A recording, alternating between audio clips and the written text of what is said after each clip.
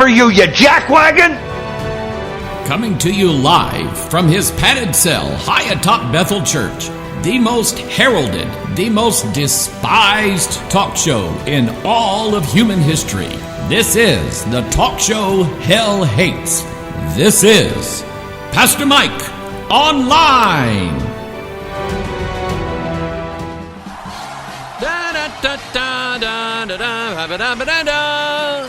Coming to you live from our top secret broadcasting bunker here at Area 52.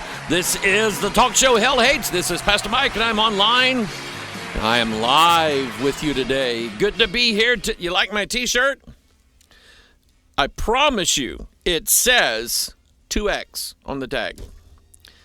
And the head hole was this big. Okay?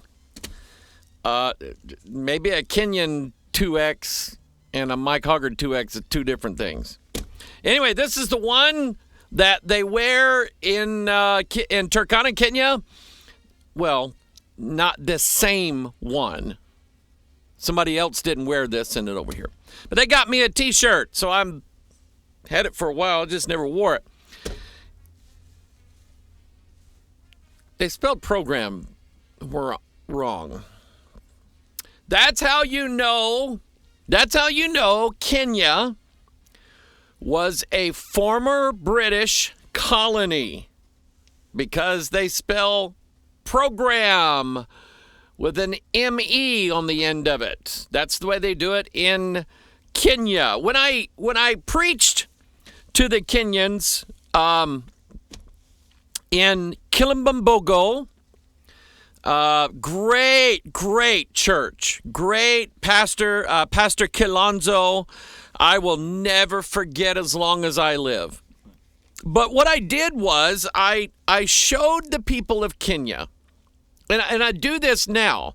Those of you who are listening on Watchman FM in Samburu, Kenya, or Ekayokan Radio in Turkana, Kenya. I never say this, but I don't know if you're aware. If you're listening on the radio station right now and you want to see me, then go to sermonaudio.com/Bethel, Bethel, or facebook.com/Pastor Mike Online. It's all one word, even though it's not really one word. It's written out as you get it.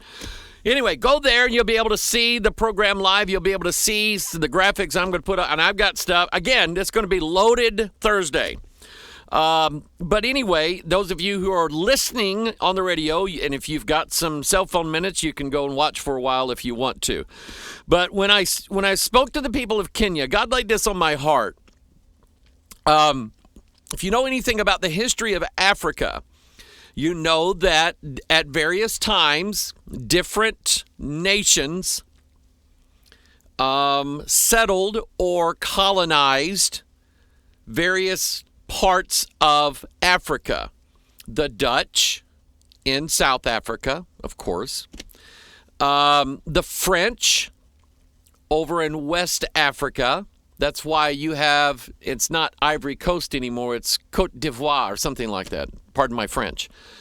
But they're primarily French-speaking over in Western Africa. But the African nations of Tanzania, Kenya used to be known as British East Africa.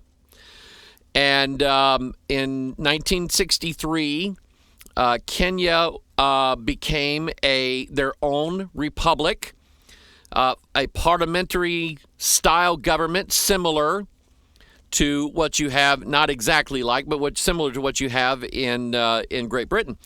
And the thing that I shared with the Kenyans is this, because I laid it on them about the King James, and they believed it. They did. Once they saw Daniel 3:25 in the Swahili Bible, saying that the man in the fiery furnace was a son of the gods, Mwana wa Miungu, it made them angry. They wept. I'll never forget that as long as I live. And I said, I want you to think about it now for a minute. Here, your ancestors, your forefathers in Africa were pagans. They were heathens. It's not a racist statement. Paul used that word, the heathen, in reference to basically every Gentile in the world. And it has to do with their religious practices. They are without God. And so Great Britain came and they brought ships and they did trading. Yeah, they didn't treat some of the Kenyan people very well. But understand, God always has a plan. He always does. And this really feeds into what I talked about Tuesday, what I'm going to talk about today, is understand, people, that God still planned all of this. Every bit of it. The riot, the protest, the communism, everything. The noose hanging in Bubba's garage. Don't know about that? Get ready. God planned all of this, every bit of it. And God planned for the British to go to the area of Kenya, Tanzania, can't remember where else. But here's what they did. They brought tea. So during the course of the preaching in Kilimambogo, Pastor Kalonzo would stand up a couple times and say, "It is time for us to take our tea." And you should have heard me trying to explain iced tea to the Kenyans. They're sitting there, they like it hot with milk and sugar. And I said, oh, listen, there's nothing better in America than working outside all day, getting all hot, and coming in with a great big glass of sweet iced tea. And the Kenyan said, ooh, we don't think we would like that. I'm going, oh, come on. So anyway, they take their tea, and they play soccer, and they play cricket, and they speak English. They read, a lot of the billboards all throughout Kenya are in English. Most everybody in the country speaks English, although in some cases with, I will say, a different accent than mine. So here's what God did for you people. He brought these white Mzungu into your country. They left, but they didn't leave you empty-handed. They gave you a gift. They gave you the gift of being able to read the absolute #1 world's best Bible ever in the history of mankind. Somebody say amen. I gotta turn my sound effects up. What's going on with my sound effects here? I need some volume on this puppy. Uh-oh, it's electrocuting me. Anyway, where is the volume on this? You know, I haven't turned this iPad off in months. There it is. See how that is. There we go. All right. Anyway, good to be with you today. Let me, speaking of England, let me put up on the screen what I mentioned the other day. I'm going to correct a couple things that I said. I was wrong. But let me show you this. This is where I got the story about Rice Krispies, Snap, Crackle, Pop, Aunt Jemima. This is where I got it. A woman by the name of Fiona Onasanya, who was a member of parliament in England, got fired. She got fired because she broke the law, tried to cover it up, and did prison time. So she's the one that said, Kellogg's UK, as you are yet to reply to my email. She sent Kellogg's in the UK an email. And they she's complaining that they didn't answer it. They were probably too busy laughing at her. Good night. Cocoa Pops and Rice Krispies have the same composition except for the CPs are brown and chocolate flavored. So I was wondering why Rice Krispies have 3 white boys representing the brand and Cocoa Pops have a monkey. You're an idiot. She said, except for the fact that Cocoa Pops are brown and chocolate flavored. That's why they put a brown monkey on the cover of it. You idiot. That's why they did that. And what she's wanting to say is, she's wanting to say that the fact that a monkey adorns the box of Cocoa Pops in Great Britain, that the monkey really isn't a monkey. It's a racist way of referring to black people. That's what she's fantasizing racism. Fantasizing racism. She invented racism in her mind that obviously, for no other reason, this cereal called Cocoa Pops that is brown and tastes like chocolate, for no reason whatsoever, they put a monkey on the box. So obviously, it is a veiled reference to all black people are monkeys. That's what she's saying. It's stupid to say stuff like that. I would have fired her from Parliament just for that.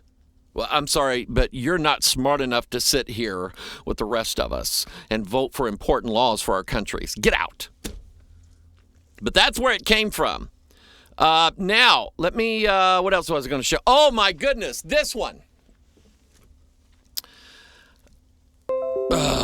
Now, remember Tuesday, I was talking about the false balance.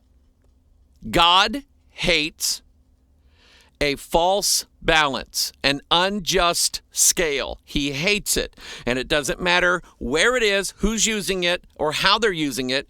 If it's unjust, God hates it. If you are trying to outweigh something, God hates it. If you've got a set of scales, whether it's justice or whether it's merchandise or whatever it is, you don't cheat your neighbor. You don't sell your neighbor a car that you say is top of the line, runs excellent, never had a problem out of it, if it's a piece of junk. You don't do that to your neighbor. I had that done to me. We ended up with a kid dumped in our front doorstep. His mother went to prison, and she literally dropped him off at the church because she had to go to prison. And, I mean, we knew the woman. The boy went to our Christian school at the time, so he was about 15, 16 years old, so we kept him for a little while and helped him buy a car. And we looked in the paper, and we saw this car, and the guy said, man, it runs great. It's awesome. It's fantastic. Best car you ever had, blah, blah, blah. We bought it. The thing was a piece of junk. Piece of absolute junk. And so you don't do that to people. You don't cheat your neighbor. You don't lie. So why does this Oregon county, a county in the state of Oregon, United States of America, with liberty and justice for all, why is it now? And this is according to CNN. The article says people of color are exempt from an Oregon county's mask mandate over concerns about racial profiling. Now, no such racial profiling situation exists. No black person in this Oregon county has gone in and someone said, oh no, a black man wearing a mask. I bet he's going to rob the place. No one's done that. No one's complaining. So what they did was, this is Lincoln County. Imagine the irony of it. Lincoln, named after who? And if you say an automobile, I'm going to reach through there and slap you. Lincoln, Abraham Lincoln, you know, the guy who defended the black American, gave them their rights, freed them from slavery, and was willing to fight a bloody war over it for the benefit of every black slave or any other color slave in this country for the benefit of every black slave in this country. Abraham Lincoln lost his life because of that. Lost his life and sent thousands to the grave in one of the most bloody wars in America to free the black slave. And they want to tear his statue down all over the country too, because apparently he's a racist too. So Lincoln County, Oregon requires most residents to wear face coverings in public settings, indoors or outdoors. Overwhelmingly, White County will not require non-white residents to wear them if they fear harassment. That's an unjust balance.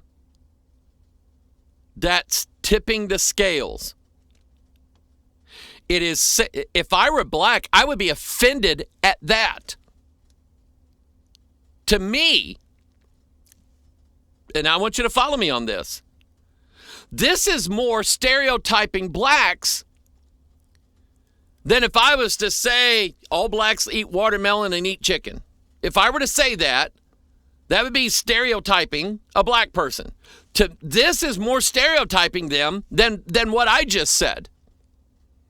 It assumes the idea that everybody thinks that if a black man or a woman comes into a place of business, he obviously is there to rob the place, or it may be construed that he might be there to rob the place. And to me, that's more racist than anything. If I were living in this county and I were black, I would protest that law and say, excuse me, we don't need Whitey's help here. Don't do us any favors. But it's an unjust balance. It is saying to a group of people that they can get by with breaking what amounts to an unconstitutional law to begin with. And the only people now who have rights are people of color. Now, do you understand what's been going on in China in the digital age in the last few years? You understand what's going on over there? They have had a system now where they award social credit points to people in China who exhibit good communist behavior. In other words, if you are at a university or you're in a workplace and you've never made anti-government speeches, you've never talked about and anything against the communist government, if you are 100% pro-commie and everybody around you knows you're a dedicated commie and you're communist this and communist that, you get points for that. You get points. I don't know what the rewards are, but you get points for that. They bless that. They want you to be a good commie. And we're going toward that in this country right now. Anything that is deemed not politically correct, and they keep moving the bar of what's correct. They keep changing the goal line. If you think that you find, let's say you're in your 70s, so you grew up in a time when, yes, there was a lot of racism. But you've kind of grown past that. You've overcome that, and you're fine. You know, you've got black neighbors. You've got black grandkids.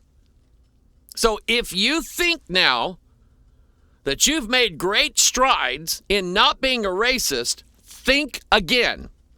Because every time that everybody positions themselves to fall in line with what the loudmouths declare, they move the goal line. They change the standard so that you have to keep moving every time they move the standard. What was politically correct for the last 10 years, well, that's nothing. They keep changing it, so you have to keep moving in their direction, which is left and never right.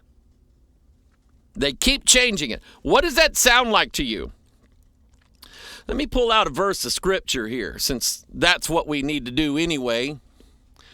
Let's go to the book of Proverbs, And let's talk about the strange woman, shall we? Okay, we know who she is. We know that the strange woman represents a spirit that is in this world. If you read Proverbs, you will see this. God showed me this several years ago. There's two women in the book of Proverbs. There is the beautifully adorned wise woman. She represents the church. She is referred to as wisdom. No, she is not the Holy Spirit. The Holy Spirit gives wisdom, but the Holy Spirit's not a woman.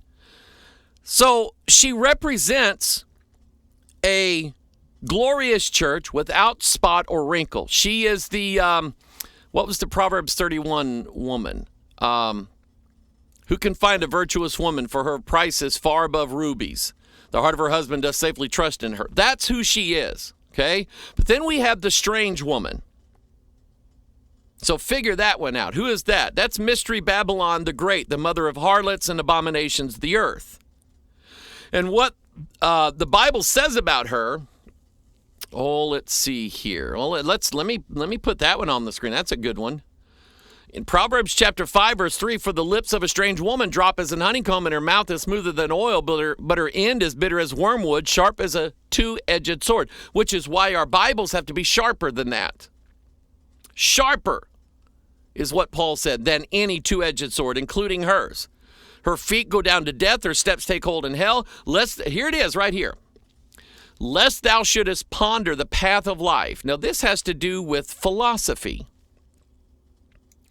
When you ponder life, when you think about what's right and wrong, remember, people have come a long way in this country, a long way away from the days when a little black girl couldn't go to an all-white elementary school in Little Rock, Arkansas. We've come a long, long way from that, except for Sleepy Joe Biden. But we've come away from that, and rightfully so. So now, if you are pondering the path of your life and you say, you know what, back when I was growing up, we all hated black people. We called them the N-word. We said this, we said that, and it's different now, and we can't be that way anymore, and on and on and on, right? Well, if you're feeling good about yourself, Jesse Jackson, Al Sharpton, and the rest of them have got news for you, brother and sister. You're still a racist pig, and you always will be, because every time you change your opinion about something, they're going to alter what they demand out of you. They're going to change it. They're going to keep moving it and changing it because, believe it or not, Al Sharpton, Jesse Jackson, Barack Obama, none of these people and none of these leftist liberals, none of them want a situation in this country where there is actual equality and stability. None of them want that. Do you know why? They gain their power from instability. They gain their political power and their money from things being as bad as they possibly can be. That's where they derive their power. Jesse Jackson, Rainbow Coalition. Do you know how, he was Martin Luther King's right-hand man. Do you know how he got so wealthy? Not preaching. He had a 501c3 organization, tax exempt. Jackson would go to big corporations like McDonald's, IBM, places like Fortune 500 companies. And he'd sit down with them and he'd say, look, you don't have enough black people working for you. So here's what, and if the company said, well, look, this is practically an all-white county in an all-white area. Okay, maybe 2% of the population is black, and yet we have 30% of the people that work here that are black. Jackson said, doesn't matter, you don't have enough. So he says, here's what we're going to do.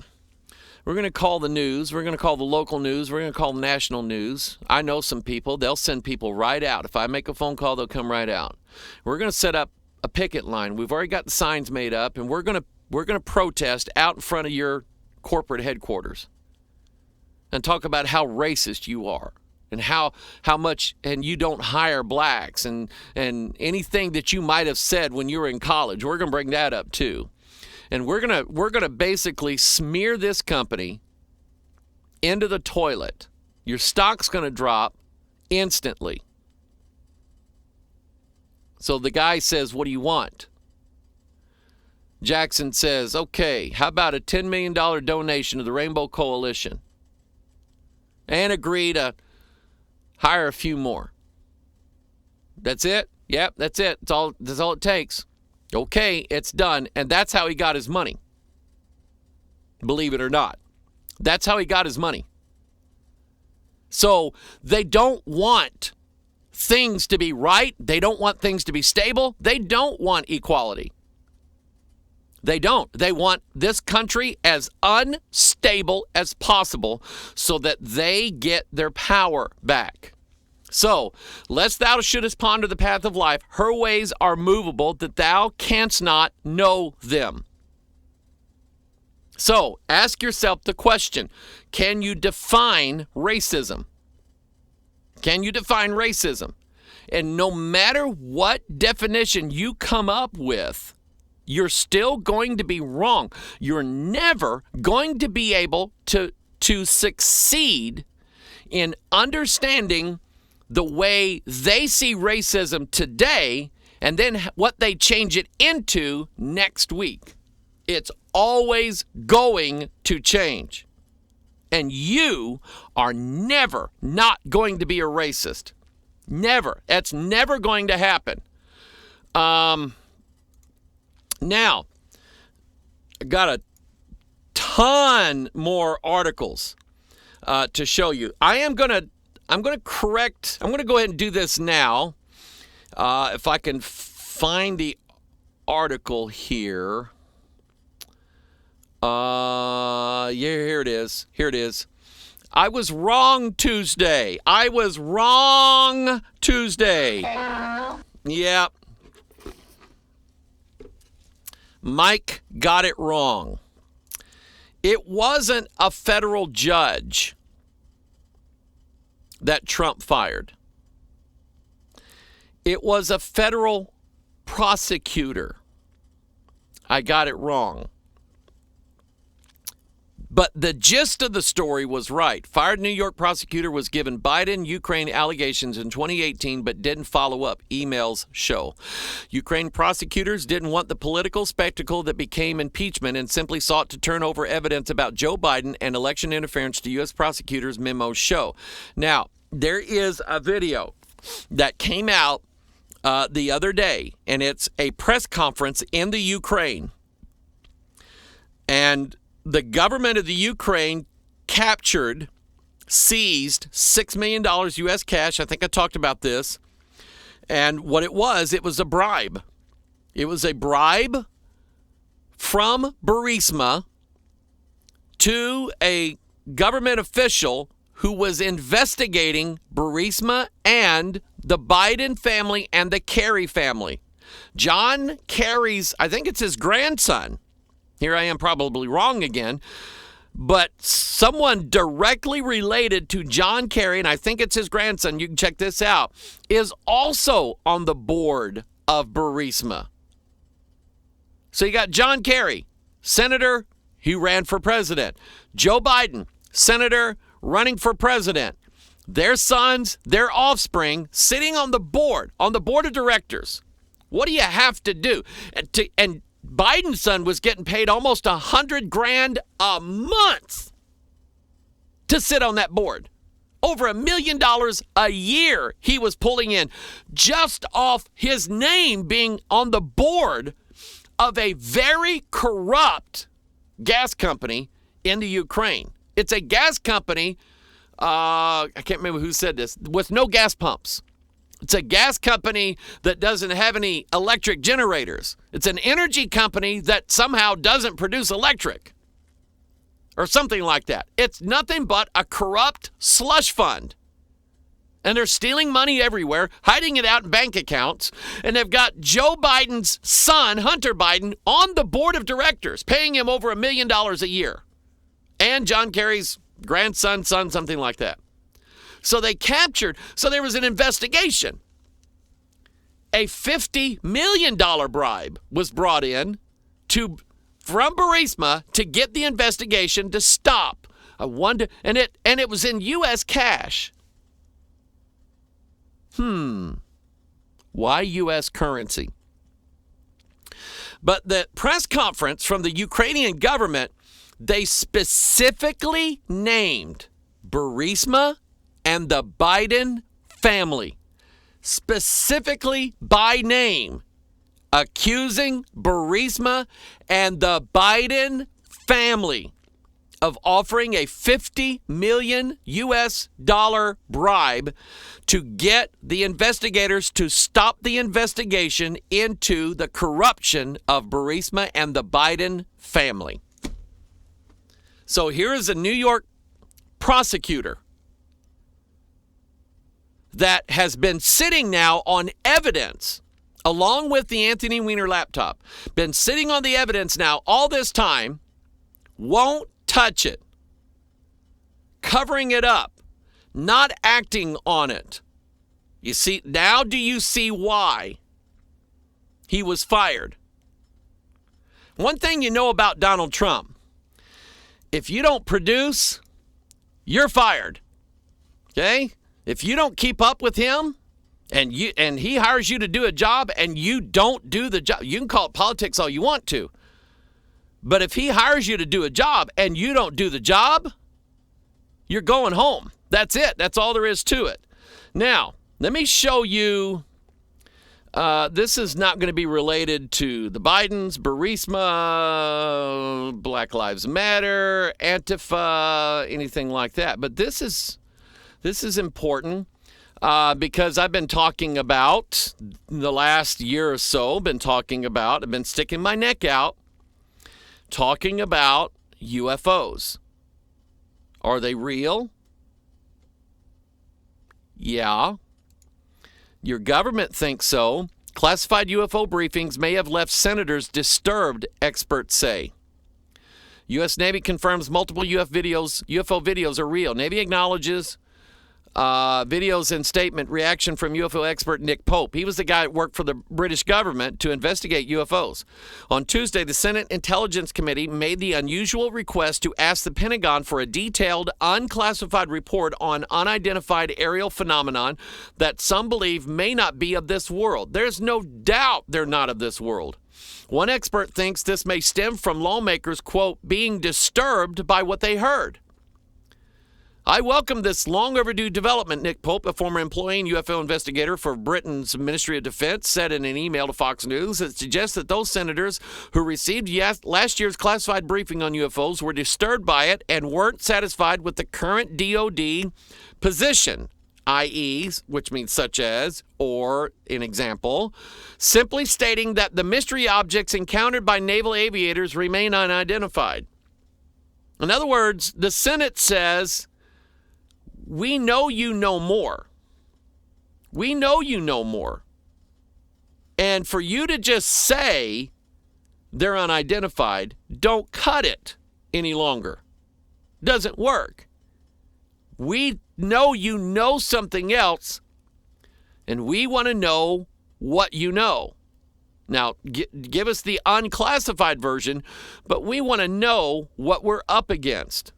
If you want more information on that, go to YouTube, look for my YouTube channel, Michael Hoggard, and I've got several videos that I made. I've done the research, I've done my homework, I've examined the scriptures, I know what the Bible says about this. Go back and look for those videos. I stuck my neck out at a friend of mine's church, a pastor friend of mine, good family, I love them to death. But I really felt like I needed to share with people what I'm seeing in Scripture. And I know it's a subject that if I ask the common average Christian to believe in UFOs, no. And they may not understand. I'm not asking them, do I believe that there's life on other planets? I'm not asking them that. I'm not asking them, do they believe that the UFOs that they see in science fiction movies are real? I'm not asking them that. What I'm asking you is, do you believe that there is a spiritual conspiracy to present this world with, remember what I read from Whitley Strieber Tuesday? A spiritual conspiracy to present this world with the idea that there are beings that are above us in every way, shape, or form that will come to this earth to aid and bring us into a new world order. If I were to ask it differently, I would probably get a higher percentage. But because I said the word flying saucer or UFO or alien, they don't want to touch it. But the fact is, the Bible fact is, God knows what they are, God identifies what they are, and he tells you what they've got in mind. Now, I'm going to move through some of these quickly. Judicial Watch, this one, the love of money is the root of all evil. Judicial Watch, God bless Tom Fitton, Fitton. God bless that man. If I was a billionaire, his organization would get half my money. Not kidding you. Why that guy's not dead yet? Because he's got serious enemies. His organization, Judicial Watch, is the one targeting Hillary Clinton. Bill and Hillary Clinton, targeting the Clinton Foundation because it's nothing but a slush fund. Go look this up on YouTube. There's a video of two guys testifying before a congressional hearing.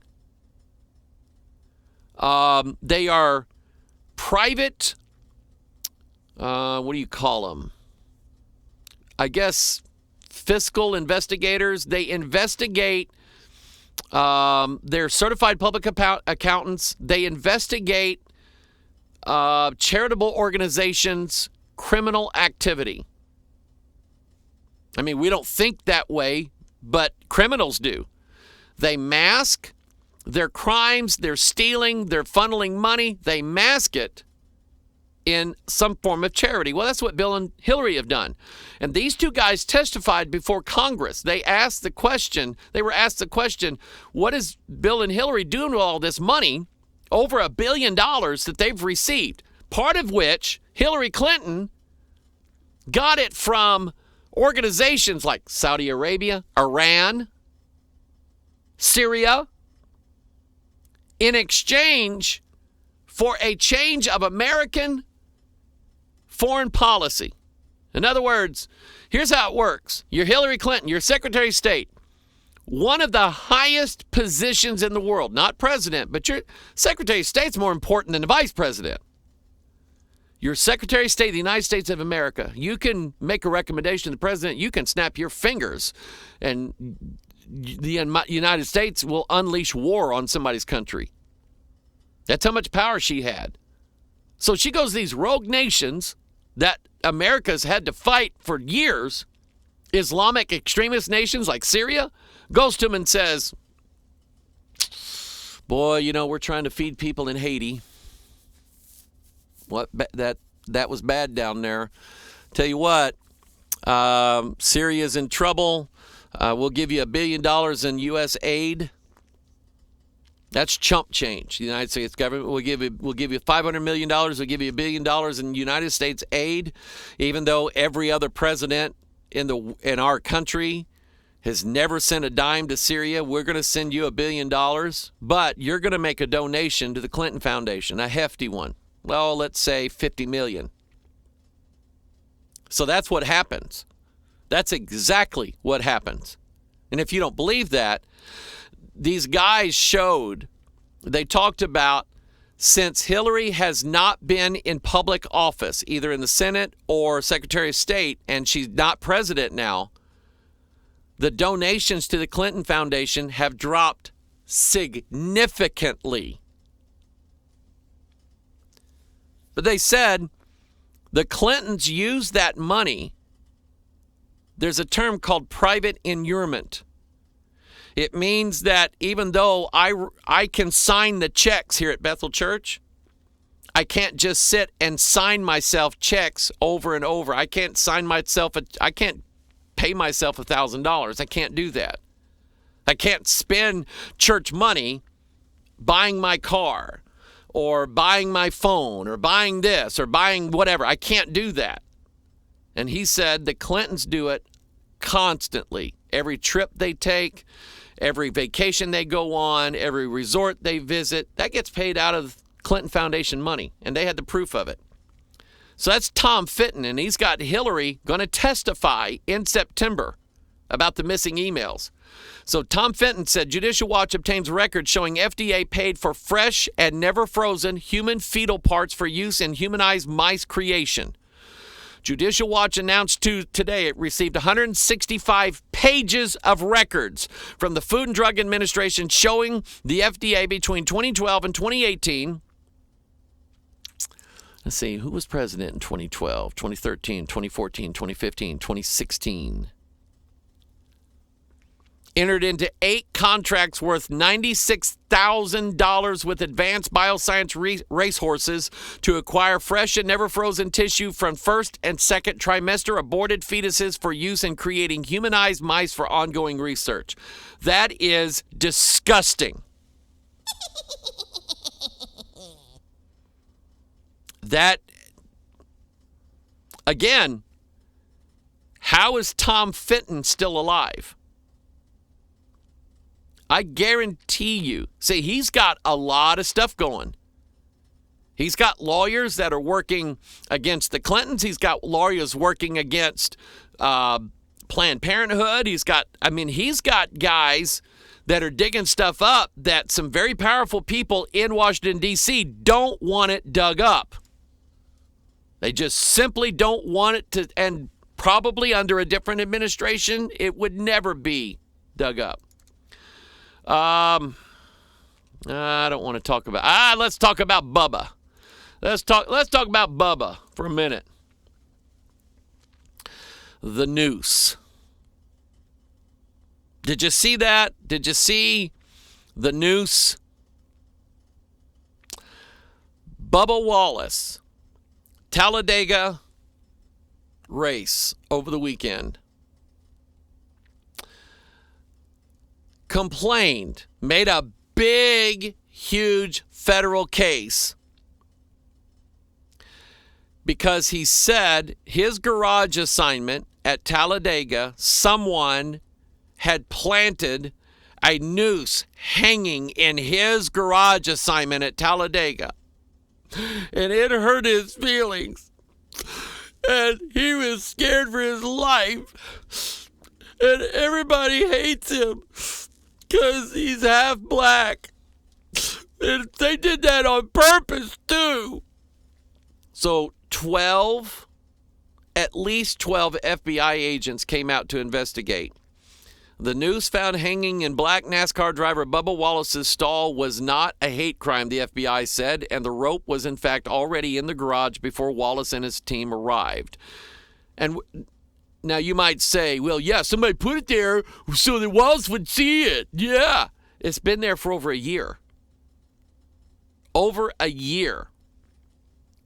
Wallace, NASCAR's only black driver, he said he was the target of a hate crime after his pivotal role in banning the Confederate flag from rallies. The rope had been, here's the rope right here. That's it. You see that little thing right there? That's it. The rope had been positioned there since last fall and is not considered a hate crime, the FBI said. Bubba Wallace was emotional after the outpouring of support from his drivers.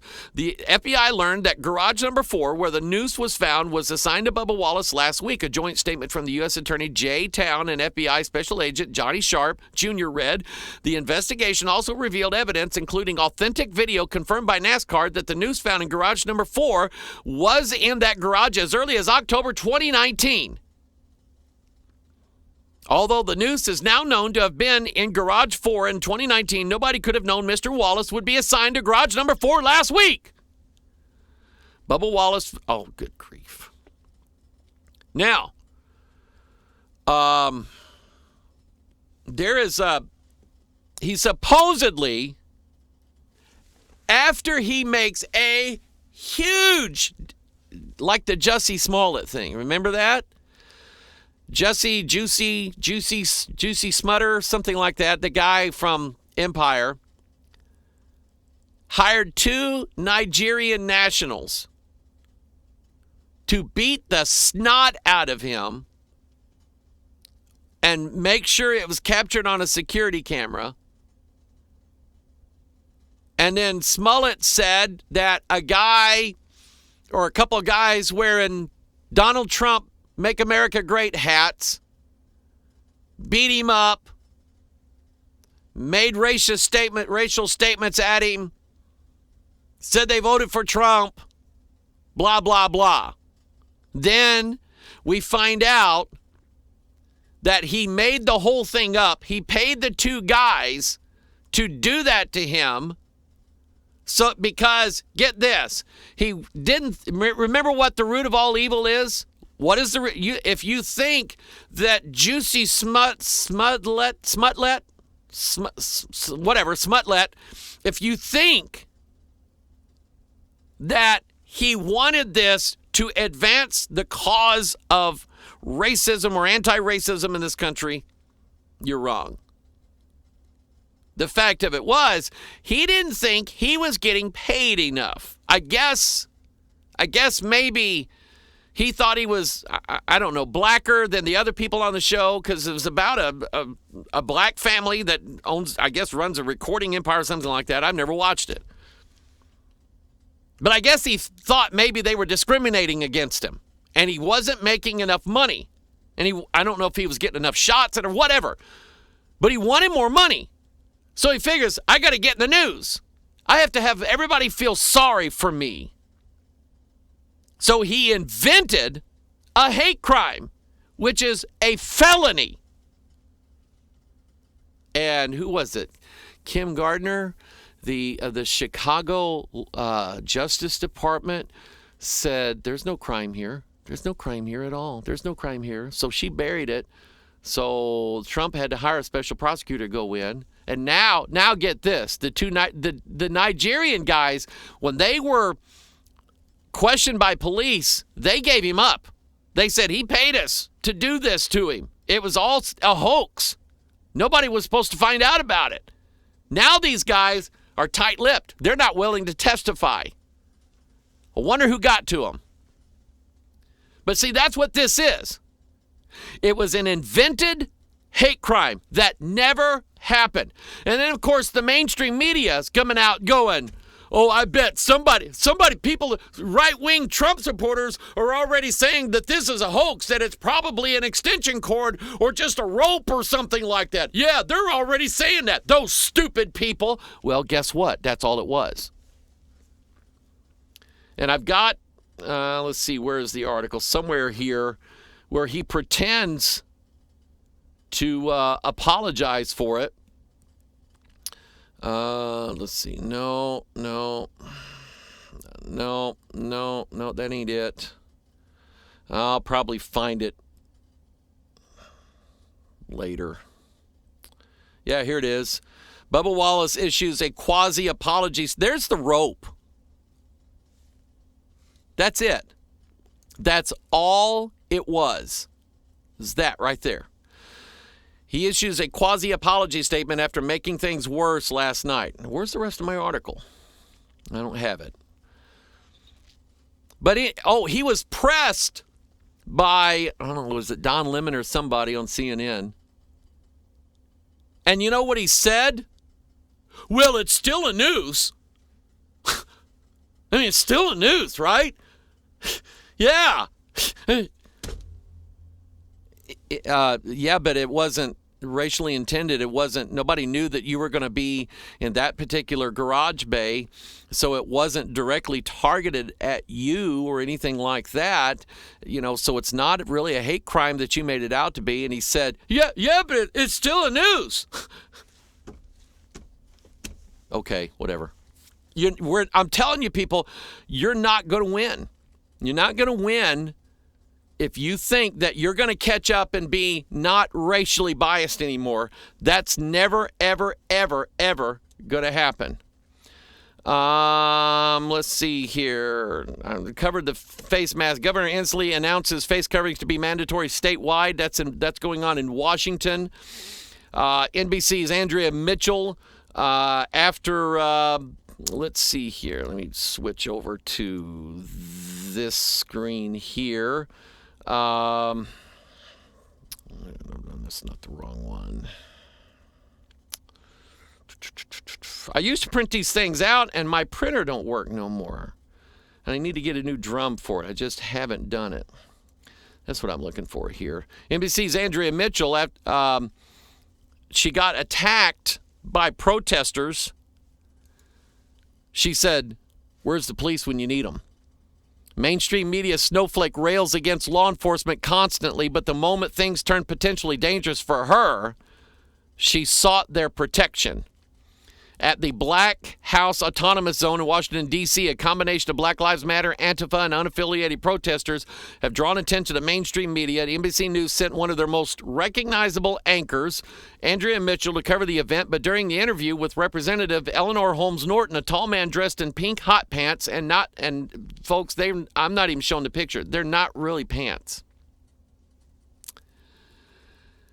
A tall man dressed in pink hot pants and not much else ran at them in an aggressive manner. Burly crew members who were almost certainly part of the network security detail. Why does she need security? Intercepted it. Stop and think about that. Why does Andrea Mitchell need security? Why does she need someone standing around her while she's doing these news shows? Why does she need someone protecting her? For fear that someone might attack her, correct?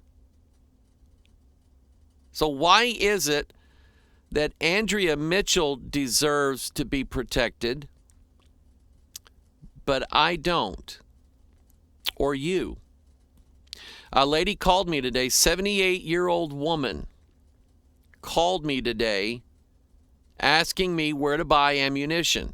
Now, she had heard that Pastor Kelly, my friend out in southern Missouri, his family owns a little small factory down there. They make outdoor wood stoves, things like that.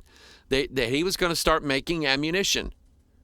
This was during the Obama administration. They essentially red taped him to death, and he had a contract to buy the brass. And then the guy that they contracted with all of a sudden called and said, "We're not honoring the contract." Why not? Well, we're just not doing it. And the rumor is that they sold the brass. Obama had them sell the brass to China. So he's not making ammunition. But a 78-year-old woman down in Florida called me today, and she said, "I'm scared." And she said, "I'm trying to find ammunition for my gun." And she said, "Am I doing right?" I said, "Absolutely you are. You have a right to defend yourself. Absolutely. You have a right to defend yourself, to be protected. That's what the Constitution is for." 94% of college Democrats want to defund the police. That's no big news. Get this one. Here we go. It's starting to hurt now. It's starting to hurt. Billion-dollar investment firm is fleeing Democrat-run Seattle, moving to Phoenix amid unrest. Democratic mayors and governors have shown little concern for their business communities amid the coronavirus outbreak and nationwide urban civil unrest. That's deliberate. That's a broad brush to swipe, but it's hard to make a case that Democrats have done anything other than apply a double standard to lawful activity versus anarchy in the name of protest. You remember Lightfoot Lori, the mayor of Chicago, coming out saying, "I will arrest anybody that I see out on the streets. If you're out on the street, I will have you arrested." And then they started protesting a week later. Light-footed Lori. Lockdowns were chosen over sensible measures. To protect the health of the vulnerable in March, April, and May, in fact, near the end of June, Seattle, Washington is considering reverting back to phase 1 of Governor Jay Inslee's reopening plan after a spike in cases. Why did they have a spike in cases? That's kind of hard to believe, especially when you see the mobs of anarchists occupying the Chaz Chop Zone in large groups. Washington's Democratic leaders have ordered businesses closed or barely open, but have also allowed protesters, rioters, looters, shooters, thieves, and vandals to walk around with apparent impunity.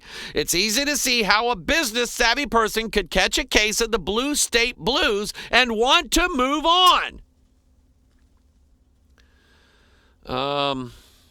$1 billion company has had enough of Seattle's lawlessness and is going south. KTA, you know what's going to happen? Before long, the word South will be a racist term. I guarantee you, mark it down, write this down that I said this June 25th, 12:57 p.m. Central Time. Mike Hoggard said, before long, the direction South is going to be a racist statement. Why? Because it was the South that had slaves. So just mark it down and we'll see. We'll see. The Oakland mayor, Oakland, California, Libby Schaaf. She Republican or Democrat? Democrat. Suggested on Tuesday that police officers should be replaced by public employees who can respond to traumatic scenes and other situations she described as unrelated to law enforcement. Traumatic scenes. Social workers. Social workers to go out where a woman has been brutally beaten and raped. To do what? Talk to the guy that brutally beat and raped a woman, an 80-year-old woman, or a 9-year-old child, and tell him that he won a prize to make him feel better about himself so that he doesn't do that anymore? Or tell the 9-year-old child that it was their fault? This is madness, people. Turn to 1 Timothy. 2 Timothy. Our Bible predicted this. Our Bible said it was going to happen. Our God warned us. 2 Timothy chapter 3. I want you to open your Bibles up. Let's see here. While you're turning there. Here we go. Far left companies. Pepsi, Hewlett-Packard, Doritos, PayPal, Adobe, BMW pull ads from Facebook until they ban conservative voices and President Trump's posts. Now watch yourself, Facebook. Watch yourself, Twitter. By the way, I am now on Parler. I have not even gone to the website. Let me pull that up. It is Free Speech Social Network. I'll put that on the screen. And if you want to follow me on Parler, I just signed up today, so I don't know that much about it. I know that Lieutenant General Mike Flynn said he was switching over to Parler. He's still on Twitter, but he's on Parler now because Parler's not going to block what we say. But it's sort of like the conservative replacement for Twitter. I am on Parler as King James Code. That's all one word. That's how you find me also on Twitter as well. And I just encourage you to follow me on Twitter. Whenever we fire the cameras up here, and sermon audio is notified that we're sending a stream out. They then send a Twitter feed out saying a live broadcast has now begun from Bethel Church. And you can set that up on your phone to get it as a text message or a notification, so that every time we post a video or every time we do a live stream of whatever we're doing, you get notified instantaneously. But I've now joined up with Parler. I've got a Parler account. Look for King James Code, and I will see you there. Anyway, back to what I was reading. Far left companies, Pepsi, all these companies, they're going to quit advertising on Facebook until they start blocking the president. Now, you got to understand something. There are election laws. There are laws in place that prevent anybody from interfering in an illegal or in a legal election. There are laws. And it's like the Trump rally in Tulsa. Antifa was out there blocking what would have been the people who would have made a full house there. They were out there blocking. And you have to understand that in itself is a federal crime. Federal crime. You're in this country, we are not supposed to be allowed to block a candidate from getting election support or making an election speech or anything like that. It's not allowed. I don't know the words to say, but what Antifa did is a federal crime. If they blocked people from going into that Trump rally, I mean, ask yourself the question.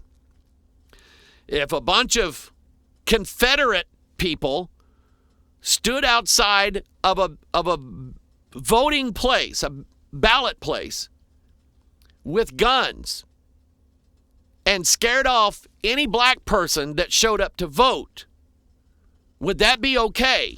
No. 1,000,000 times no. It wouldn't be okay. And it's actually against the law. So Trump has told Twitter and Facebook, he's on Twitter more than anything, but he's told them, I will take over.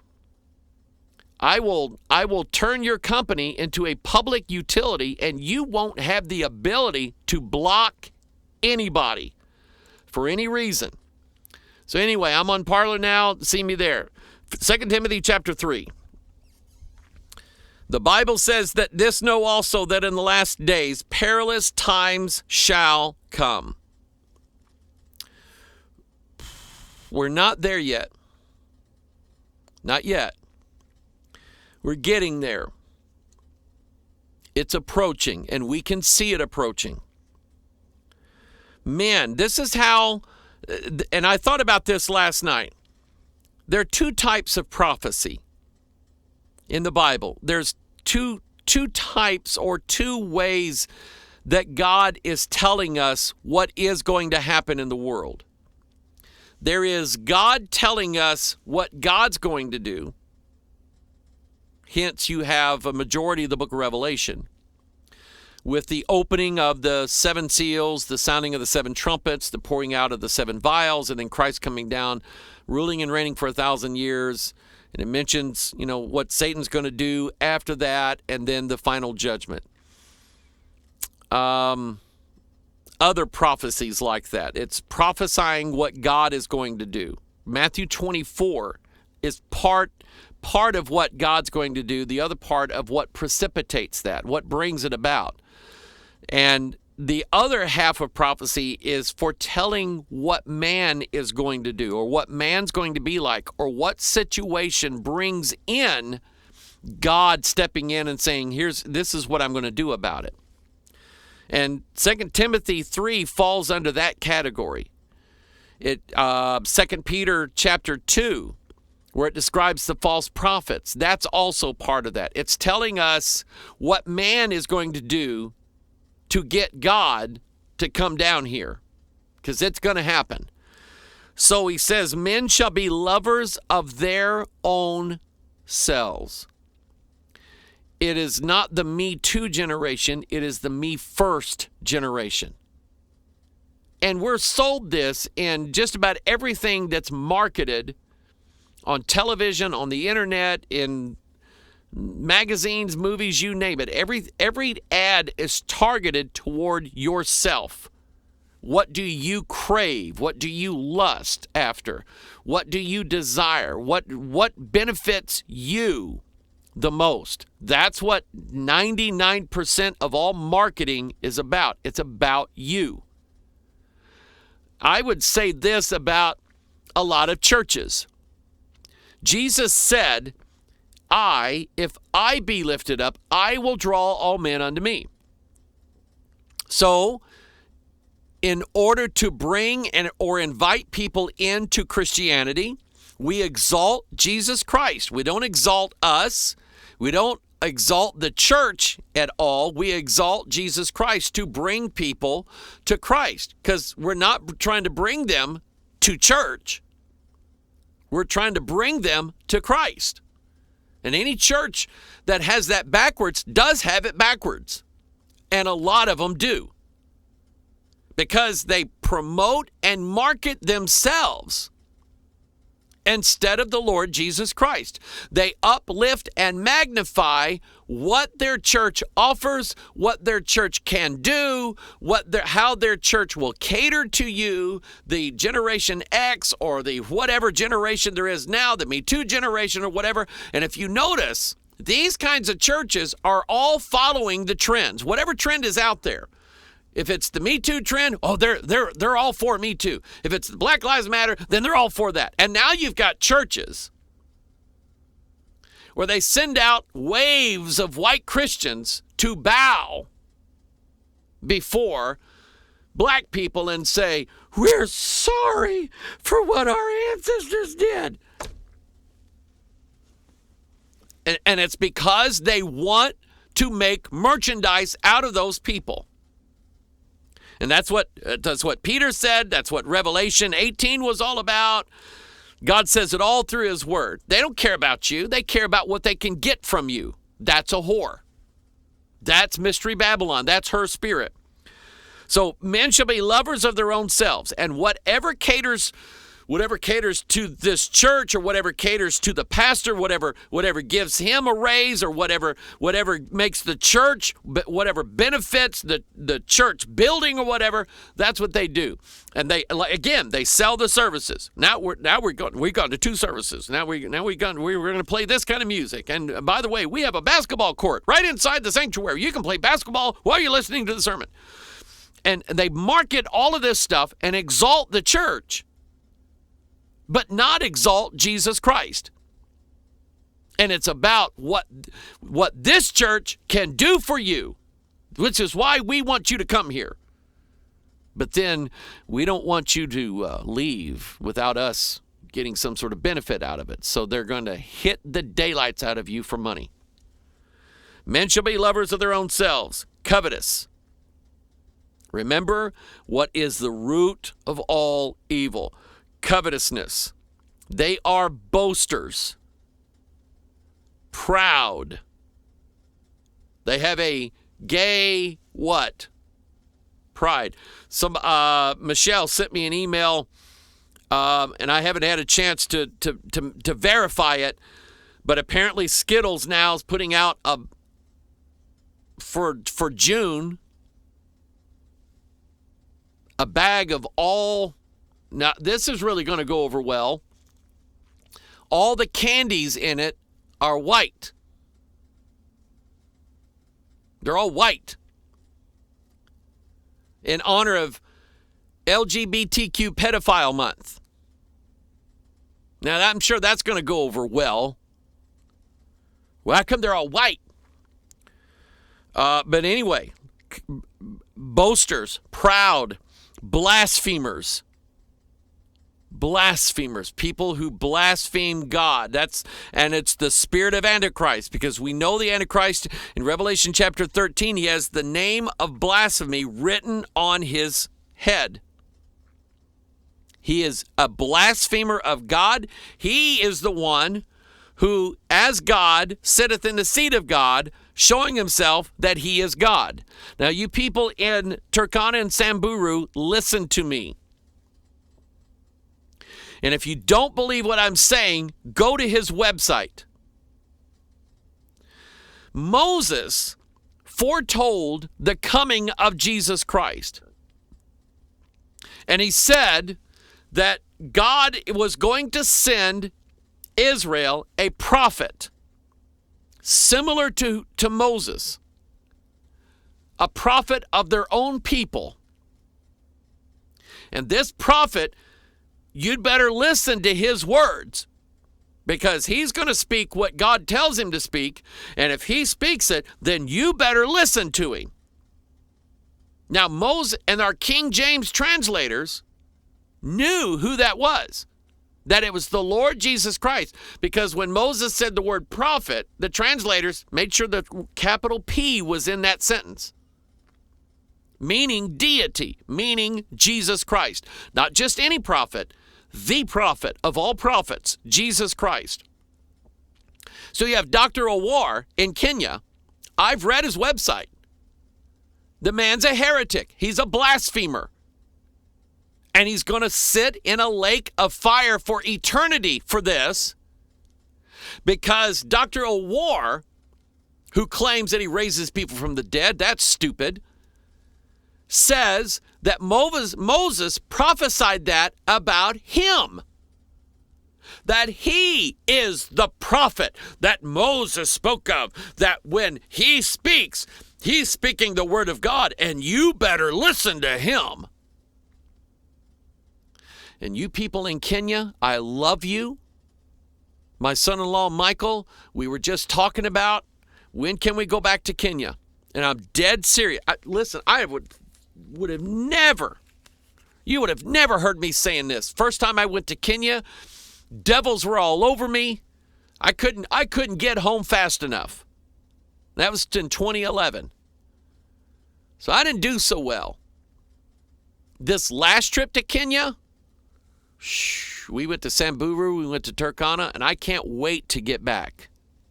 I can't wait to get back to Kenya. I love you people. You need to be made free. And the only thing that makes people free is the truth. So if you don't believe what I'm saying, go to Dr. Owar's website. It's there, where he specifically said that he was the prophet that Moses prophesied of.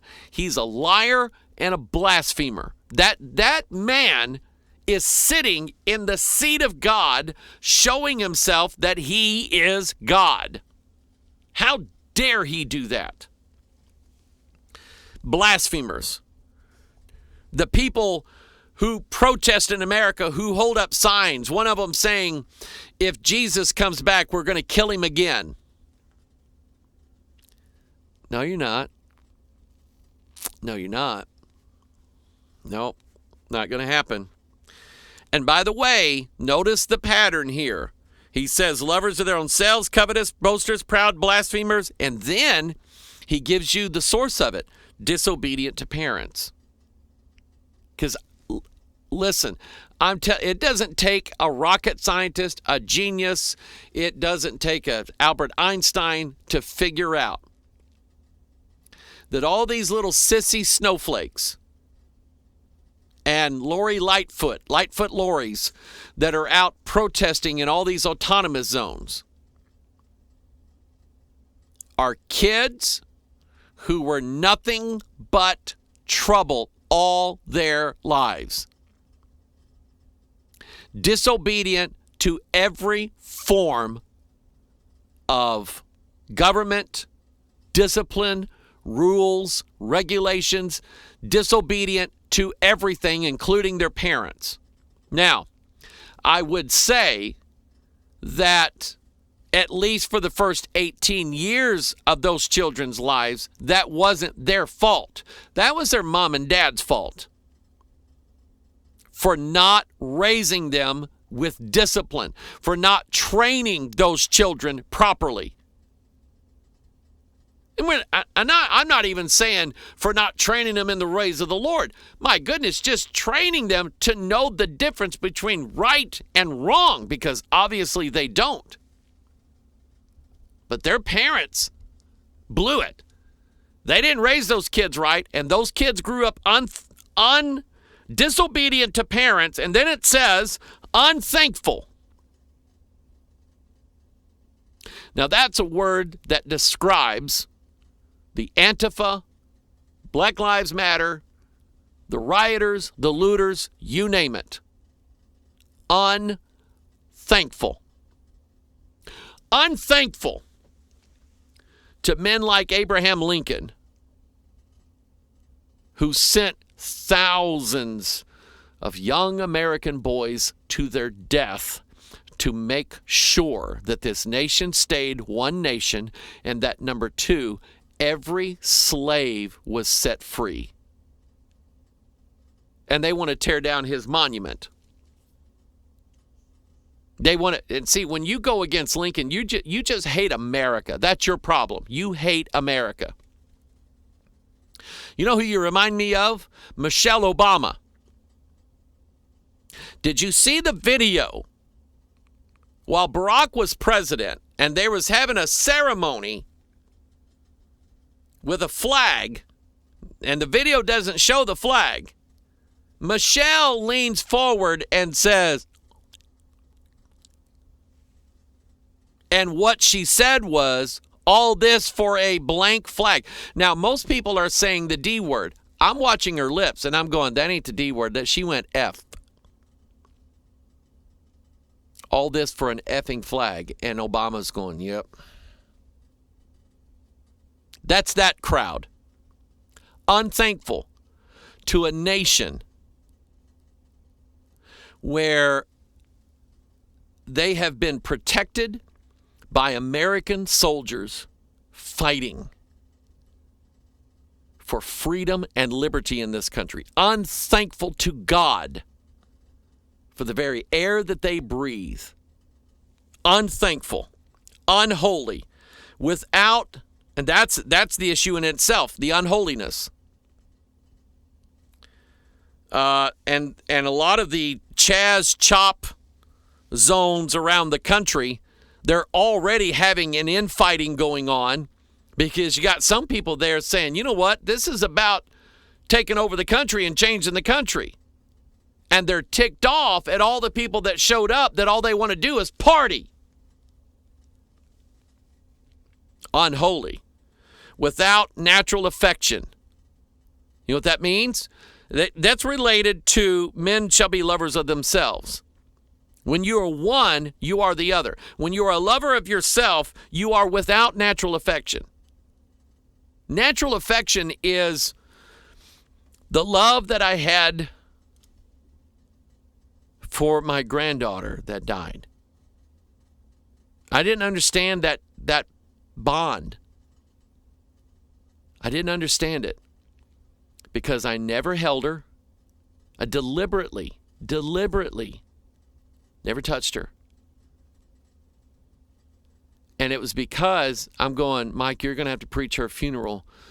You are going to be the only one holding it together in the room, and you need to distance yourself from loving this child like a father.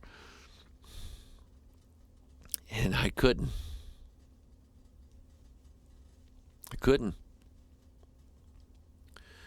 When the nurse came in and said she's gone, it's like my heart was ripped right out of me. And my family went a horrible time going through that. One of my daughters was angry with God for a long time over that. She's better now, but see, that's natural affection. It's natural to have an affection for your own blood kindred, your own family. It's natural to have an affection for a human being. To see a human being in a terrible state and say, can I help you? Is there something I can do to make your situation better? Can I do that? That's natural affection. These people have none. They have absolutely none. None whatsoever. Without natural affection, truce breakers. You know what truce is? It's a peace agreement. So remember what I said, going back to Proverbs chapter 5 and the strange woman. Her ways are movable, that thou canst not know them. So no matter what is said today about what it will take to bring peace to this country, mark it down, they're going to change it. They're going to break this truce until everybody caves in to their new demands. Then they'll say, okay, now we did it. Now can we have peace? Nope, sorry. Truce breakers. False accusers. All cops are racist. That's a false accusation. It would be like me saying all black people are drug addicts. It would be the same thing. It's a false accusation. The reality of it is, we should be upset over the one or maybe two people who were responsible for the death of George Floyd. But to be angry at an entire nation or an entire race of people is wrong. My great-great-great-grandfather owned a slave. I didn't. So don't accuse me of racism and being pro-slavery. Don't accuse me. I didn't do it. I didn't do anything wrong, and neither did anybody else. When it came to George Floyd, nobody else did anything wrong. False accusers. Incontinent. They cannot stop themselves from doing what they're doing. It's like Jeffrey Epstein. He had to have, what was it? Anywhere from 3 to 5 different girls every day. That's incontinent. He had no ability. He didn't want to have the ability to change. He was getting away with it, and as far as he was concerned, he was always going to get away with it because he had all these, somebody's got all the dirty pictures of all these Bill Clinton and others that participated in this with him. Prince Andrew, he's got it all. I mean, who do you think took the picture of Prince Andrew and Virginia, what's her name? 17 years old with his arm around her. Who do you think took that picture? That'd be Jeff. Why do you think he took the picture? He's going to use that. Okay? But that's the Jeffrey Epstein crowd. Incontinent. They can't change. They don't want to change. They refuse to change. Fierce. So, a nation of fierce countenance is coming. Despisers of those that are good. Right? So anybody that actually wants to help, they're going to despise that. All they want is destruction.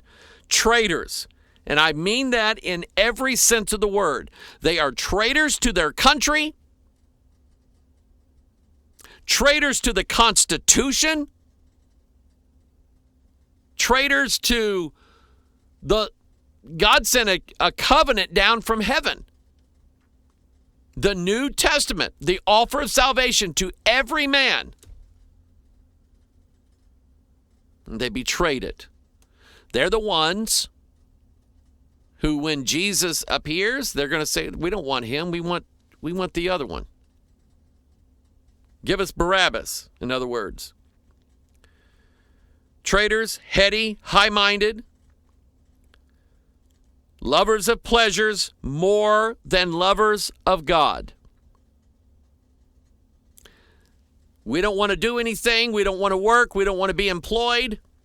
Just see AOC, Alexandria Ocasio-Cortez, and what she said. I can't remember the situation, but Trump, when he ran for president, said it's a shame what the Democrats have done in every Democrat-run city, in every black neighborhood, because they've let those neighborhoods turn into sewage holes. And he said, I'm going to do something about it. I'm going to invest in every black neighborhood in this country. I'm going to make sure that they have jobs, that they have businesses, that they have ways to either be employed and earn good wages, or they can run it. They can own a factory. They can own a shop. They can make as much money as they want to make. I'm going to make sure that happens. And he's been doing it. And you got a lot of black people that are going, that man has done us a great favor by allowing us the opportunity to get up and work for ourselves. So Alexandria Ocasio-Cortez blasted the president over that. And I think it's when he said, I'm going to make sure that the stores around the country are going to open up so people can go back to work. And Cortez said, that's terrible. Don't do it. You stay at home. In other words, don't get up and go to work. Don't get up and go to work. That's terrible that he said he wants you to get up and go to work, because she's a socialist. She's a Bernie Sanders socialist who wants to steal everybody's money and give it to the people who don't want to work. That's who she is. Lovers of pleasure more than lovers of God, having a form of godliness but denying the power thereof, from such turn away. I'm going to read another story here. It's going to be a reminder of just how serious all of this stuff is. I said Tuesday that Senator John Kerry said, if Donald Trump wins re-election, we're going to make sure there's a revolution. Which is why the 78-year-old woman from Florida called me and said, I need help finding ammunition. That's a shame. It's a shame on our country that a 78-year-old woman doesn't even have the right to grow old in a peaceful nation. And she's done nothing wrong. Take a look at this article. Black Lives Matter leader says movement prepared to, quote, burn down the system. This was updated today. In comments, several online viewers said it amounts to an explicit threat of domestic terrorism. Hawk Newsom, the president of Greater New York BLM, told Fox News on Woden's Day that the movement was prepared to, quote, burn down this system if it did not get what it wants. He said, if this country doesn't give us what we want, then we will burn down this system and replace it. I could be speaking figuratively. Newsom said, I could be speaking literally. It's a matter of interpretation. What do you think he meant? What have they already done? Burn everything down. During the interview with the Story's Martha McCallum, Newsom insisted that he did not condone or condemn the rioting, which he framed. See, that's just a way of saying that he condones it, which he framed as black people arming themselves and defending themselves. But nobody attacked them. Nobody attacked them. Defending themselves against what? They weren't attacked. During the interview with, we already read that. Nobody's talking about ambushing police officers. We're talking about protecting lives, he said. There's nothing more American than that. We talk about uplifting and upholding the Second Amendment, but it seems to be the hypocrisy of America that when black people start talking about arming themselves and defending themselves, that talk is violent. I don't think that.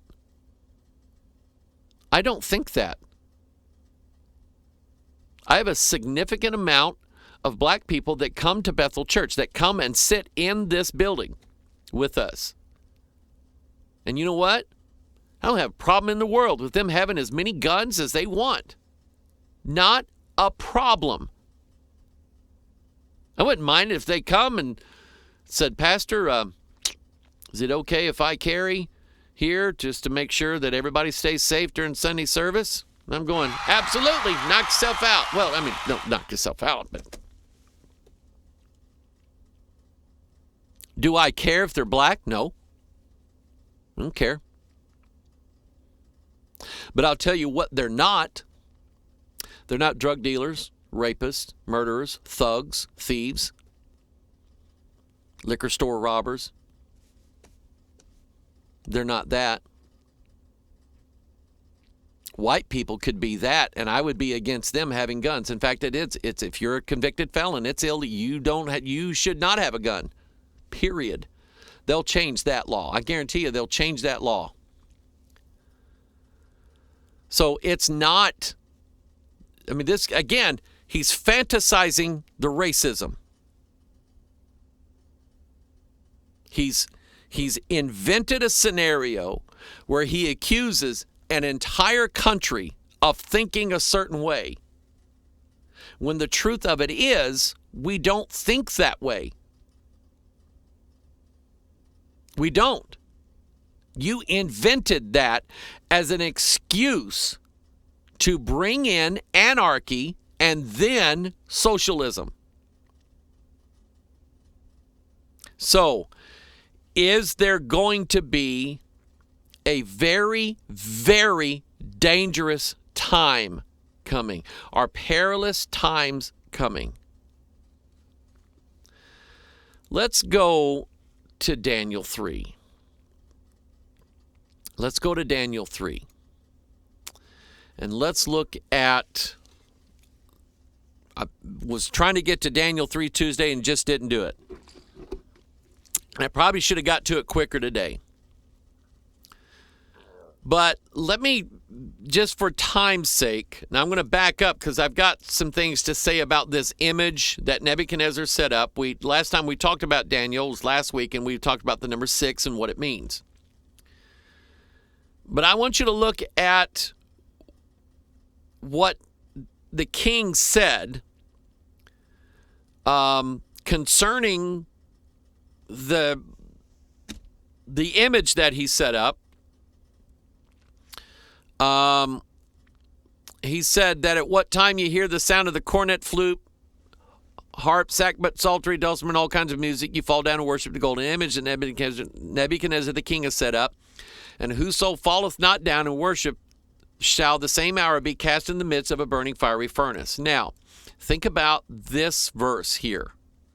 Whoso falleth not down. We know, 2 Thessalonians 2, that day shall not come except there come a falling away first, and that man of sin be revealed, the son of perdition. We know the stars of heaven are going to fall. We know that one particular star is going to fall from heaven, and to him is going to be given the key of the bottomless pit, and he's going to open it up, and some stuff's going to come out of there.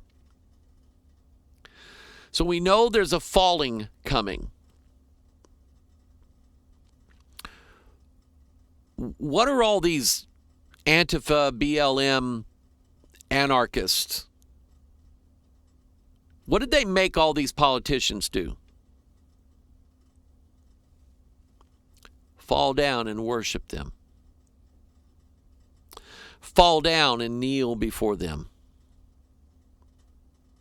Pelosi couldn't even get back up.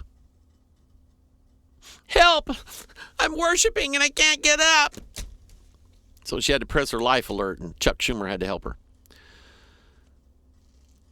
Are you seeing a setup here? Why did all these people fall before the Antifa crowd? Fear? Hoping maybe to identify with them in some way? This is me showing you that I'm on your side. I fall down before you. I saw a video. I could play it. I don't want to because I don't know exactly how real it is because I saw it early on with all this stuff, but everything that I see makes me believe that it's a guy walking around. Apparently he's black. He doesn't show his face, but he says, I'm going to try this.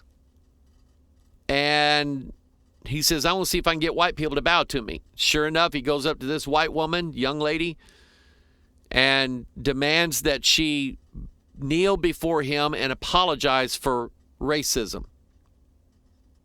She does it immediately.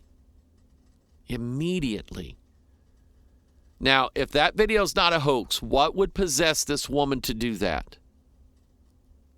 Fear is one. Fear. And see, even that, why would she fear that? Because her hypocrisy.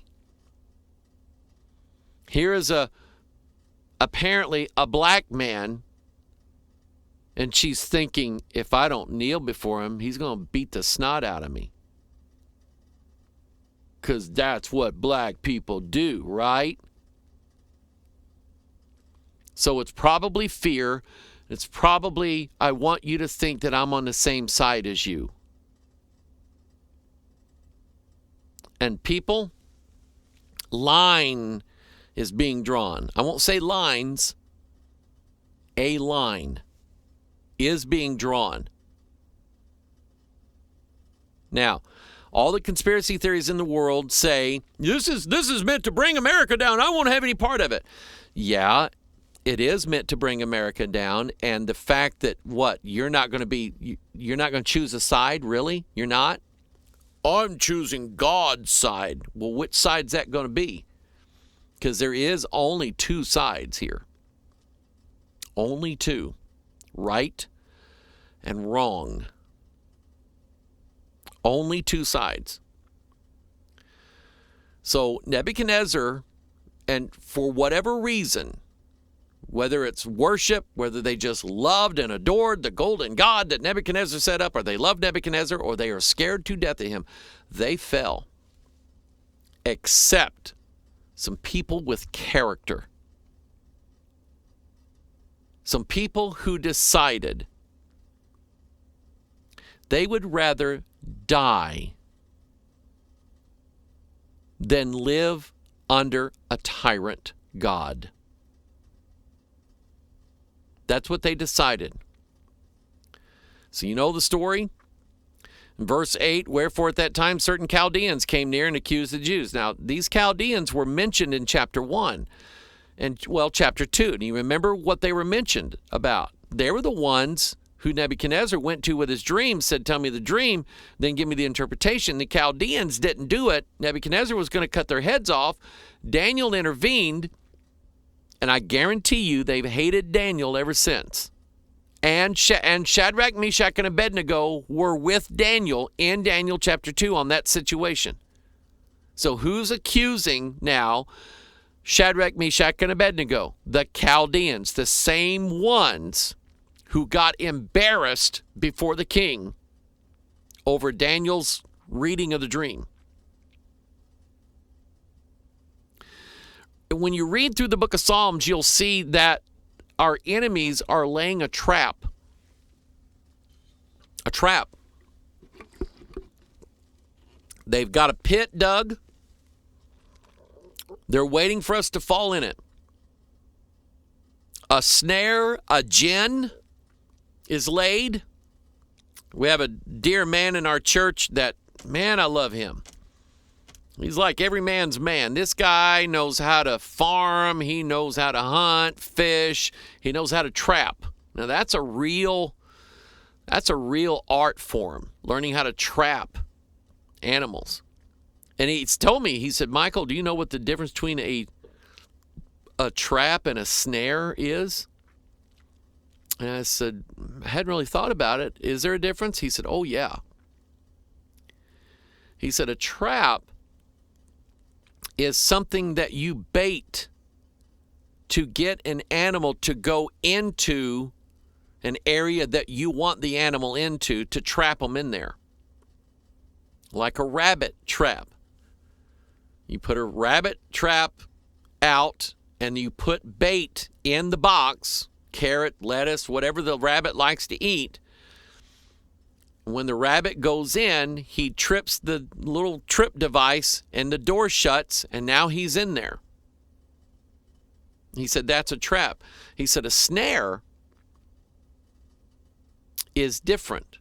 You put a snare in the path where they're going to walk, and usually walk every day. You catch them doing their everyday things. He said, that's a snare. Because then you don't have to set out any bait. You don't have to do anything special. You just set the snare out, and you know for a fact that the next day or the next day, that rabbit or that fox or that raccoon or whatever is going to walk by and put their foot right in that. And I'm going, there's a lot of wisdom in that. But you read through the book of Psalms, you'll see that our enemies have laid and are laying a trap for everybody. And even a snare and a net, a pit's being dug to lure us down in there, to destroy us, to destroy God's people. These Chaldeans hated Shadrach, Meshach, and Abednego. Do you think they were going to hold back on this? You think they were going to cover this up? No, not a chance. So they spake and said to King Nebuchadnezzar, O king, live forever. Thou, O king, hast made a decree that every man that shall hear the sound of the cornet, flute, harp, sackbut, psaltery, dulcimer, and all kinds of music shall fall down and worship the golden image. And whoso falleth not down and worshipeth, but that he should be cast into the midst of a burning fiery furnace. There are certain Jews whom thou hast set over the affairs of the province of Babylon, Shadrach, Meshach, and Abednego. These men, O king, have not regarded thee. They serve not thy gods, nor worship the golden image which thou hast set up. Nebuchadnezzar's furious. Then Nebuchadnezzar in his rage and fury commanded to bring Shadrach, Meshach, and Abednego. Then they brought these men before the king. Nebuchadnezzar spake and said unto them, Is it true, O Shadrach, Meshach, and Abednego? Do ye not serve my gods, nor worship the golden image which I have set up? Now if ye be ready that at what time ye hear the sound of the cornet, flute, harp, sackbut, psaltery, and dulcimer, and all kinds of music, ye fall down and worship the image which I have made. Well, but if you worship not, ye shall be cast the same hour into the midst of a burning fiery furnace. And who is that God that shall deliver you out of my hands? Well, Neb, you're fixing to find out. So, Shadrach, Meshach, and Abednego answered and said to the king, O Nebuchadnezzar, we are not careful to answer thee in this matter. If it be so, our God whom we serve is able to deliver us from the burning fiery furnace. And he will deliver us out of thine hand, O king. But if not, be it known unto thee, O king, that we will not serve thy gods, nor worship the golden image which thou hast set up. Now, the 78-year-old woman that called me today, the reason why she wants to buy ammunition for her gun, what is that reason? She's afraid to die. Same reason as me. Afraid to die. I don't want to die right now. I don't. I love my wife. I love my children. I love my grandchildren. I love my church. I got to show you. I got to show you something. I got to show you this. Look at that.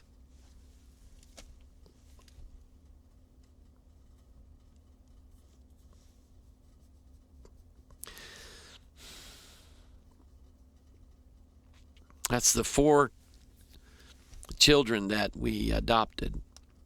We didn't really adopt them. Part of the feeding program, we found them living all alone. And now that we've sent people to feed the families, one-on-one and been out in these communities, these kids would have been dead. Or possibly sold. And we bought extra food for the orphanage and for all the kids, not just these 4, but all the kids. And there's little Labanyo there, the youngest one. To see a smile in that face. Anyway, I love those kids. The lady that we rescued, we had to put her back in the hospital. And so you pray for her. Lift her up, if you would. There's still people out there that we want to save. We want to rescue. And as long as there are people out there that we can rescue, then I want to rescue them. I want to save them. I want to help them.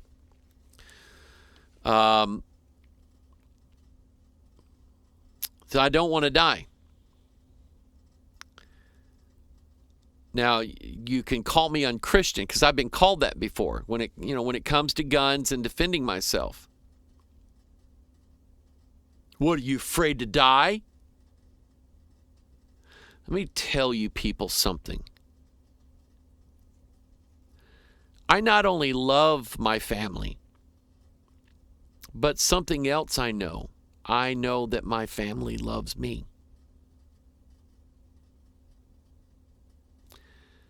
What kind of life would my wife have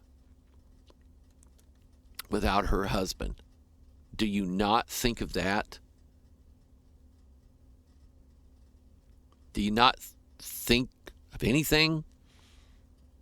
What kind of life would my wife have without her husband? I don't want my wife to live without her husband. I don't want that for her. I don't want my sons, my daughters, they need their daddy. They need their daddy. I've got one child right now that needs their daddy in a very serious way. So I don't want to just leave them. When I was electrocuted in 2006 and I knew I was going to die, the very thing that God, I guess God was just waiting me to say it, I don't know, but in my mind I said, I don't want to leave my wife and kids, and it let go just like that. And I mean, that's exactly how it happened. To this day, I don't get over that. But let me make my point here. All of us eventually are going to die. What is it about our death that's significantly different than everybody else's death? Heaven. Heaven. So I reminded this dear sweet woman that called today, scared, that she asked me, she said, do you really think a war is going to break out? My church secretary said this morning. She said, Brother Mike, do you really think a war could happen? Because in a town about an hour south of here, and now we're talking about in the Ozarks, in the hills country, farm country, backwoods country, town called Fredericktown, Missouri. The Antifa people went down there deliberately into hillbilly country to pick a fight. Literally down there, they announced that they were going to have an Antifa protest down there, and the Missouri National Guard showed up, and the county sheriff's department showed up, and yes, the KKK showed up. I hate to say it, but they did show up with shotguns. And for a while, it was a peaceful protest, but it was basically done to incite Bubba, to incite the countryman, okay? To incite, I guess, I don't know how to explain it to people who don't live in this country, but to incite the people who have a lot of guns, which to me is a stupid idea. But that's what they did. And as the protest was winding down, there was one guy, my secretary said he's got long dreadlocks, and he kept getting it back going again. And he would get literally within inches of a sheriff's deputy's face, trying to get him to do something. And at one time, he was told by one of these deputies, listen here, you're not in St. Louis now. You're in our neck of the woods. And if you don't back down, and I mean do it right now, there's going to be some serious consequences. Well, the guy backed down and started calming everybody else down too. Okay? But why go down there? Why go down there? Why incite that? It's because they want a war. Or let's say the people behind them want a war. No doubt in my mind about it. So I said to this dear, sweet 78-year-old woman, even if you do die, you'll get better. You'll get over it. What is it about our death that's better than anybody else's death? The fact of what we have waiting on the other side of that death, which is everlasting life. And I am looking forward to that everlasting life. Am I in a hurry to get there? Not every day. But either way, I'm going to live, and I'm going to continue to live even if I die. But I will say this hopefully with as much resolve in my heart as Shadrach, Meshach, and Abednego said it. Our God may save us. Our God may at this time intervene in the United States of America and restore this country to greatness once again. True, legitimate, righteous greatness. Our God may just be letting all of the evil seed come to rot, so we know what to get rid of. God may be doing that very thing. I can't imagine the hopelessness that I would feel if Hillary Clinton were president right now. I cannot describe for you the hopelessness that would exist. But there is hope. There is hope. So, that's what Shadrach, Meshach, and Abednego were saying here. We believe that our God is able to deliver us. He is able to deliver me from the burning fiery furnace, and will deliver us out of thine hand, O king. But if not, be it known unto thee, O king, we will not serve thy gods, nor worship the golden image which thou hast set up. We won't do it. Notice they just didn't include the gold image that was standing there. They included all of Nebuchadnezzar's gods. Excuse us, Nebuchadnezzar. You brought us into your land. You brought us into your country. We already had a temple. You destroyed it. We had our God. You destroyed. You stole out of his house. You took everything we had. You brought us here. And you're asking us to serve your gods. I'm here to tell you, you should have left us in Jerusalem, because if you thought we would just bow down and say, okay, we'll worship you because we're afraid of our lives, you got the wrong people. And I will say to you, all God's people out there, I know how the fear works, because I get it in me, and I'm a miserable wretch. I think nothing about but how bad it's going to get. And oh my goodness, it's going to be terrible. And, I worry about that. But if anybody thinks that I'm going to get so afraid that I'm just going to cave in and give over to the New World Order or to Antifa or whoever else and live, I want to remain alive even if we live in, maybe it won't be so bad, communist America. Maybe it'll be okay. I mean, we'll all have jobs, right? They'll all give us money, right? Right? And it won't be so bad. If you think that's me, and if you think that that's any of God's people that are out there, you got it wrong. You don't know God's people the way I know God's people. Because I'm telling you, God's people aren't going to live if they can't live for God. Our forefathers of the faith chose death willingly, rather than living under the rule of the Pope of Rome. Our forefathers, our Christian ancestors, died burning at the stake, having their heads taken from them, being tortured in the most cruel, violent ways imaginable. Our Christian ancestors did that.